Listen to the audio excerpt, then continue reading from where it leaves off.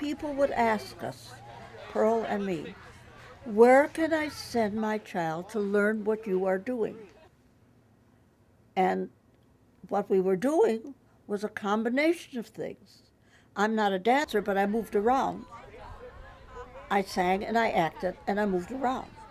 Pearl sang and she acted and she moved around. There was no such thing as a place that taught those three things. Sully and Pearl used to entertain, and so they were kind of known.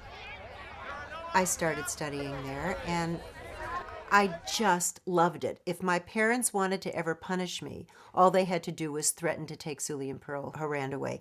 Well, yeah, it is. It's the happy place, you know. It's Sully once said, I remember coming on one of the trips, she looks forward to this all year.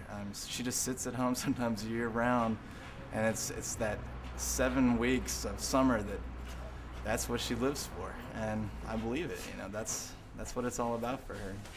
The rest of the year, you're working to create this, and it suddenly is time for the show. This is the 50th time we will introduce counselors to each other. 50th. This week is nothing compared to what's going to hit you. So get ready. But it's the hardest thing you will ever love to do. I don't think that I would be the person that I am now without camp. I don't know why that is, but I do know that that's true. A Harand family sets out to change people's lives, makes them better. They find something you're good at, and they help you explore that even if it's not in the theater. The philosophy of this camp, probably inclusion is probably the best word for it, or something like that, and acceptance. Both those things really encompass what this is about. I don't know if you've been paying attention to the race at all in Illinois for the Senate, but Barack Obama is an excellent man. I've met him a ridiculous number of times.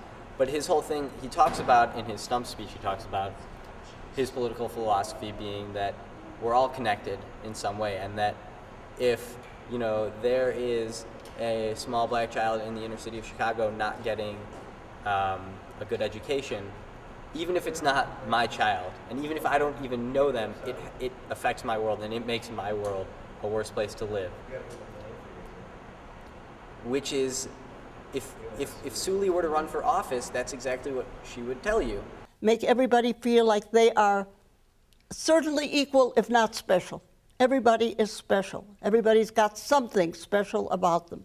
I like the camp atmosphere, and it's just so much different from my old camp that it's more involved, and it's more intense. Like, you find out more about these campers before they even get here than any of my counselors knew in the 1 week that I was with them, so it's more personal. People love it. They love to be known. A child loves recognition. Don't you? I just didn't expect that they would know him so well after just 3 weeks, and that they would take such an interest in his growth and development as a person, as a camper, and in his art. They were always doing both, doing the theater, what is it about, and all that, but also watching the path of every single kid. And the kids see that. They see that they care so much that they're willing to, perform to a higher level on stage. That's actually what the camp was about. The camp was not about a star search. The camp was not about American Idol. It was not about finding the next megastar or who's the best singer or dancer or performer. It was never about that.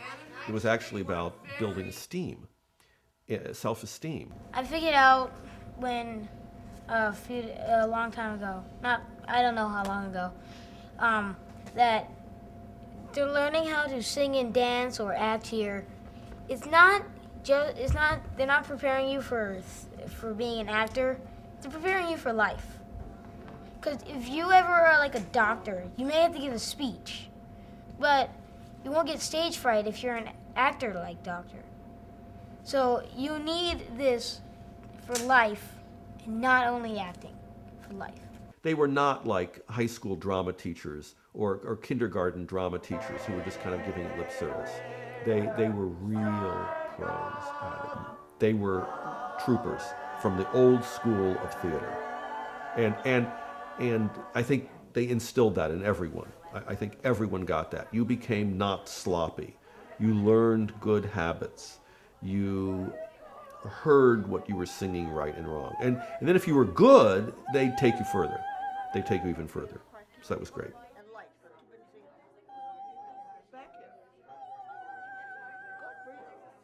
Every kid has the right to learn.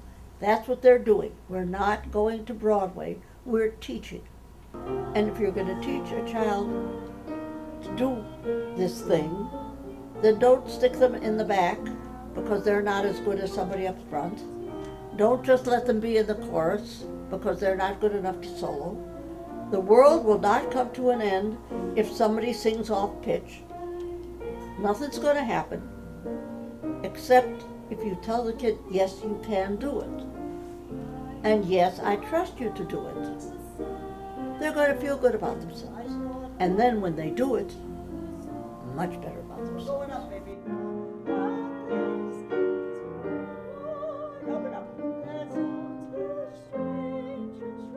The uniqueness about the shows is the simple fact that they don't have one lead, they don't have one Dorothy, and it just gives every kid a chance to be a star and to shine, to feel important. Suppose we do King and I, and a girl plays Anna in one scene. Later, she then becomes a king's wife. She now has not only learned the dances and learned the drama scenes and learned all about the Siam and so on, and the story. She has known what it is to be Anna, and she then looks at Anna with different eyes. I mean, worse than the scenery, I never did the wardrobe stuff, but the costumes for all those kids was really loony. You know, scenery only comes in one size, you know, it just fits the theater. But, you know, here's a 16-year-old who's going to play the Cowardly Lion, and now here's a 9-year-old who's going to play the Cowardly Lion, and they can't wear the same outfit. We have to go and make them look the same, so sometimes we need to have 6 Dorothy dresses and 3 Tin Mans and 3 lions. You just had to watch the costume. You know, when that costume came on, you knew that was Dorothy. It didn't make any difference if she was 5'10" or 4'1". You knew that was Dorothy because of the pinafore that she wore in the costume she was wearing. And step, shuffle, ball change, and step, shuffle, ball change, step. Trying hard to look like Gary Cooper, super duper.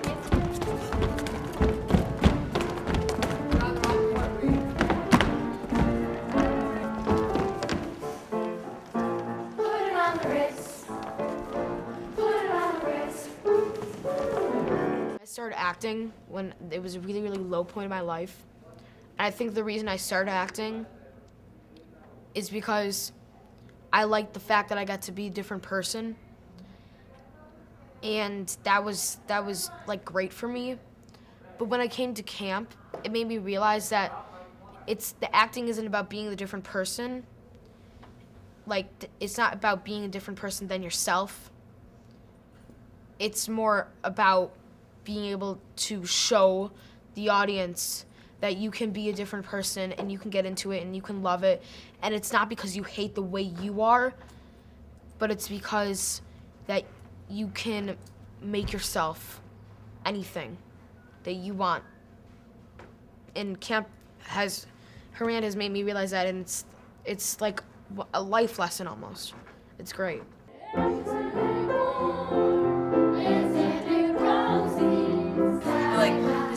Definitely, you aren't a stereotype here. You are who you are. It's because they don't judge you on how you look or act, but it's because of how you are to them.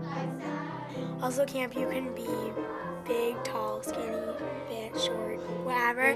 Everybody just loves you. Like, there's no groups here. It feels like not just that these people are just my friends, but they feel like my family since I've been here.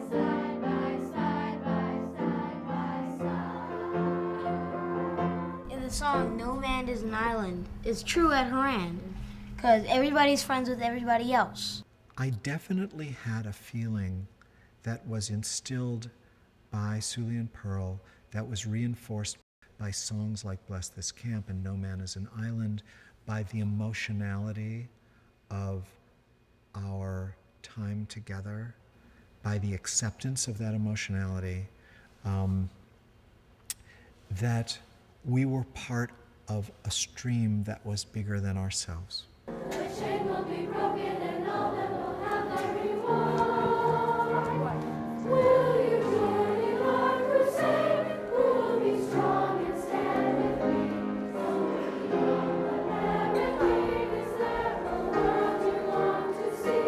Do you hear the people sing? Say, do you hear the distant drums? It is the future that they bring when tomorrow comes.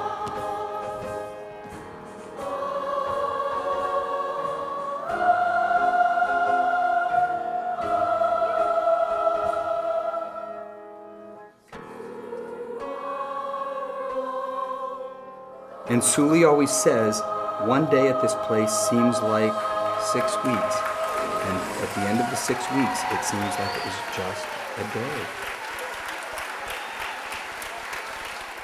You know, in retrospect, Right. you think about what we were doing there, it's insane. Forget the pageant, which most people would turn their away from, never do. The end of the year thing, the 15 musicals in 2.5 days, that's like nuts.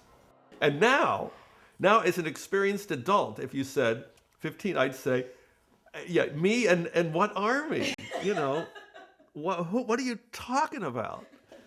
You know, forget about the technical part. I'll get that done. You're nuts. You're nuts to even attempt this. And they did it every summer.